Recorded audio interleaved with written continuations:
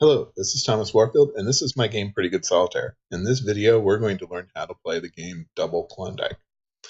Double Klondike is a two-deck version of the game Klondike, which is the standard solitaire game that comes with Windows. The difference here in Double Klondike is that there are two decks instead of one, and so you have 8 piles on top here that you're going to start with aces.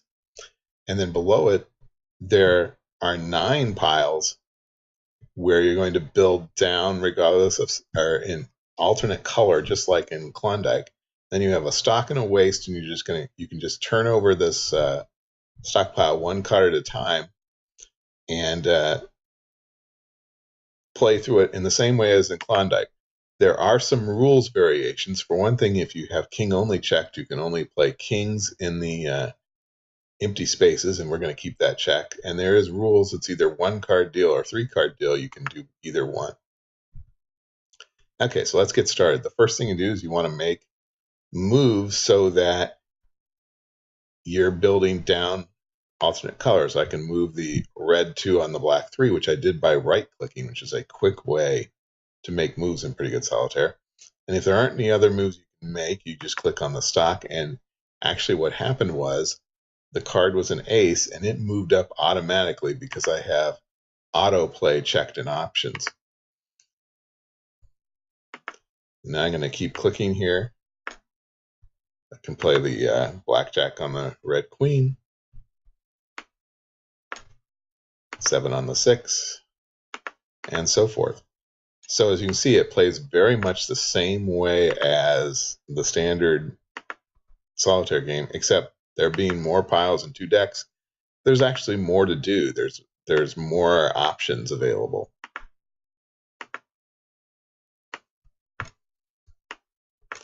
And of course, your objective is to get as many of these face down cards turned to face up as possible, because that brings them into the game.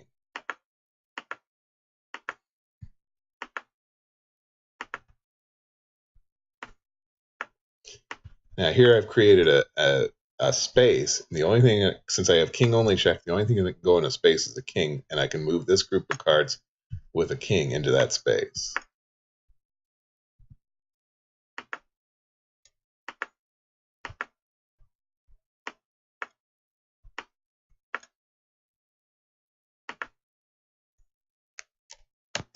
Okay, I'm going to skip ahead a little bit so that we go a little farther in the game. Okay, I've made a bunch of moves, and now I'm here. Now, the game automatically moves cards up if possible to these ace piles here, but here's a case where it doesn't. What it does is it does not allow one pile to get too far ahead of the others, and there's a reason for this. That's because this card may be needed in the tableau here, but you can always override this. I can see that this 4 diamonds can go on the 3 of diamonds, and it's really not, there's no place to put it on the tableau, so I can just move it on up there. But when it doesn't make a move, there's a reason. That's because it doesn't want to get one of these piles too far in front of the other. You can always do that if you feel that you need to, and often you feel like you need to, but it's not something that you have to do.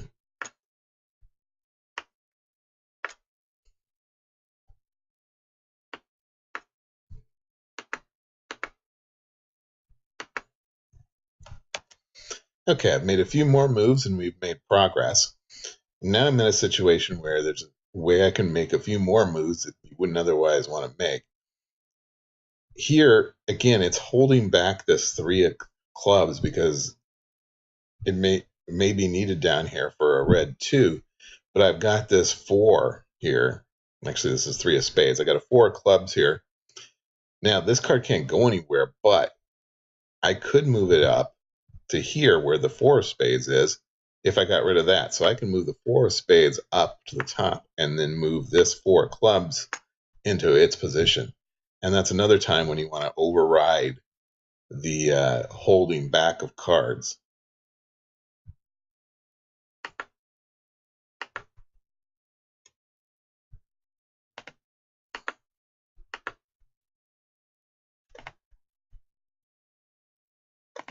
And we're continuing the process of trying to get as many of these face down cards unburied.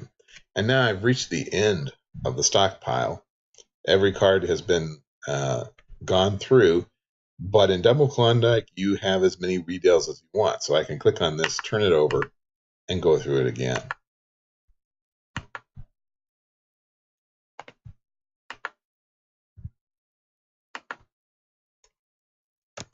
Okay, I've made a bunch more moves. I have a king down here in the waste pile, but I don't have any empty spaces to put the king in. But there's a way I can create a space. If you, again, I can override the holding back of cards and move the 4, 5, and 6 of hearts up, and then I can move this king up into the space. And I can keep doing the same thing with some of these other cards.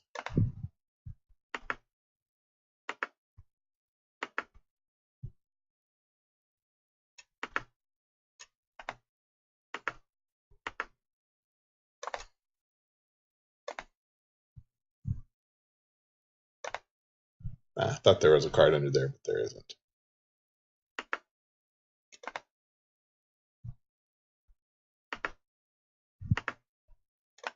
And there's another king.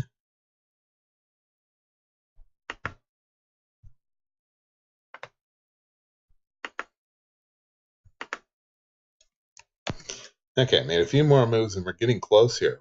We've really got most of the cards out now. There's just like one buried card in here and one under here, and that's about it. So we're really getting close to getting everything out. So now it's just a matter of getting those last remaining cards we need. And there, it moved that one. I clicked on it and it moved that one up there. I'm going to bring it back and put it here so that I can get rid of that uncovered card. And now